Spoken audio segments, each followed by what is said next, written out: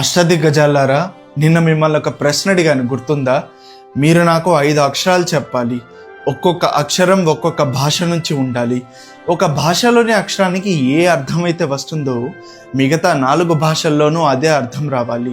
అన్నిటికన్నా ముఖ్యమైనది, ఈ 5 అక్షరాలు కలిపి చదివితే ఒక అర్థవంతమైన పదం లేదా వాక్యం రావాలి. ఈరోజు ఈ ప్రశ్నకు సమాధానం ఎవరు చెప్తారో చూద్దాం.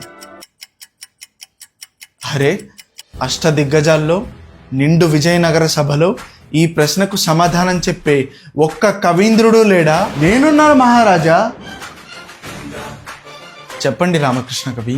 మహారాజా, నిన్న మీరు అడిగిన ప్రశ్నకు నాకు చాలాసేపటి వరకు సమాధానం దొరకలేదు. ఆ తర్వాత మా బామర్ది వాళ్ళ ఇంటికి వెళ్ళి అక్కడే భోంచేసి పశువుల పాకలు మంచం వేసుకుని పడుకున్నాను. అర్ధరాత్రి వేళ నాకు ఆవు కేకలు వినిపించాయి. లేచి చూస్తే ఒక ఆవు దూడను ప్రసవించింది. ఇదే విషయం వెళ్ళి మా బామర్దికి, బావా ఆవు ఈనింది అని చెప్తే అతని నిద్రమత్తులో ఏ ఆవురా బావా అని అడిగాడు. అంతే, నా సమాధానం నాకు దొరికేసింది. ఏ ఆవురా బావా.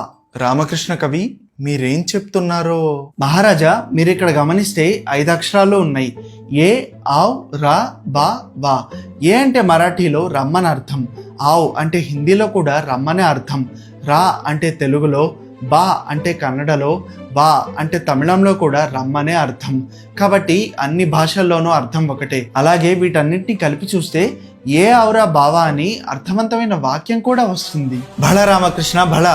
దేశ భాషలందు తెలుగు లెస్స అని మరొకసారి నిరూపించారు. తెలుగు భాషకు ఒక్కడే వికటక ఉండాలి, అది తెనాలి రామకృష్ణుడై ఉండాలి.